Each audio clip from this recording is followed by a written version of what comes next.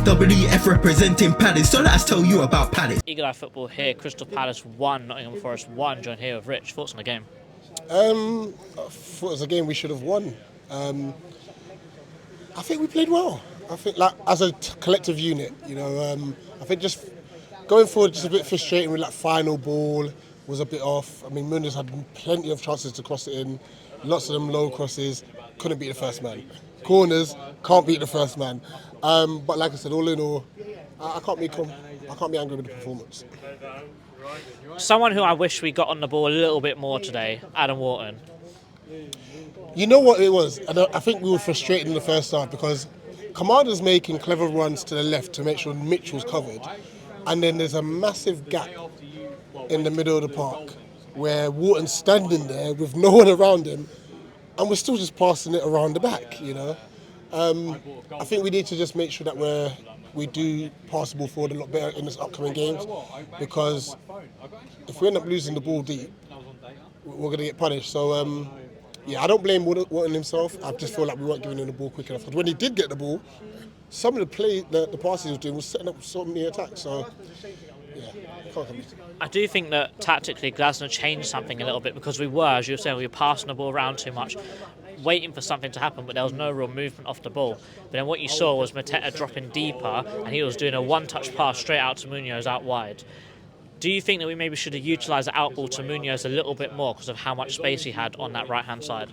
Yeah, that goes back to us, what I was saying about us, just the build-up's just way too slow,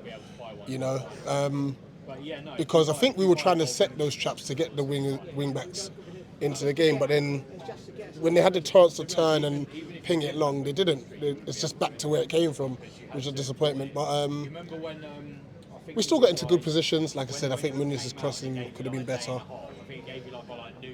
Mitchell, I don't think he had that many times to cross the ball, but what he did well is he carried the ball better today, Mitchell, than he usually does. It is what it is. I don't really talk about the referee too much, but I'll ask you a question.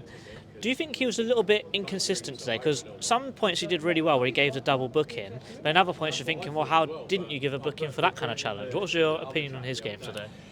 He was scared to give a second yellow card out. Let's just say that. And once again, similar to, which game was it here? Bournemouth. Nuno said, all right, I'm going to have to take these players off. And he did, so... I don't know. They've just got... Because obviously I think the bit that frustrates us as fans is that the fouls that other teams are doing against us are not getting punished, but then Chris Rich's one does. And that's what we're trying to mirror it up to.